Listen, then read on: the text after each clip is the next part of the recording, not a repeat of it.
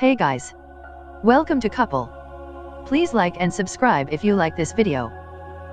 Ruby L. Powers' most recent journey to the Port Isabel Detention Center in Los Fresnos, Texas, began with an early morning flight from Houston that brought her to South Texas just after 9 a.m. After a circuitous drive around Gulf Coast roads that had been recently flooded by heavy rain, she reached the gate of the detention facility about 3 hours later, popped the trunk for security, and headed in. Over the next 7.5 hours, in a series of rapid-fire and often emotionally wrenching meetings, Powers met with 11 different parents who had been separated from their children. Only one of them had already individually spoken with an attorney.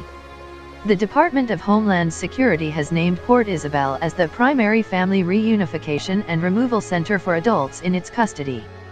In practice, that has meant Port Isabel houses hundreds of parents whose children were taken by the Trump administration. After roughly 3 weeks apart, their separation may be ending now that a federal judge has ordered DHS to reunite separated families within 30 days and within 14 days for children who are younger than 5. But that doesn't mean they will be released from detention anytime soon, only that the Trump administration has decided to replace forced separation with indefinite family detention as part of an ongoing court battle over a 2016 court decision that requires children to be released from family detention within about 20 days. Regardless of when, or even if, they are reunited, the parents with whom Powers will meet, their children, and thousands of others will still need to convince immigration officials that they have a right to asylum or other legal protections that will allow them to remain in the United States.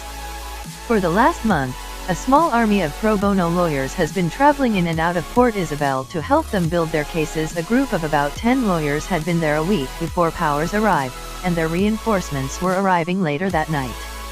But last Tuesday, Powers was alone. Jody Goodwin, a local immigration lawyer who is helping organize the effort, says lawyers have met with about 210 of the approximately 350 separated parents at Port Isabel. The numbers are unclear, Goodwin adds, because ICE won't tell us, and they're certainly not giving us a list. The South Texas Pro Bono Asylum Representation Project, the organization Goodwin is working with, receives many of its referrals through word of mouth as separated parents tell lawyers about additional parents in their dorms who need help. They were still giving us names yesterday, Goodwin said on Sunday.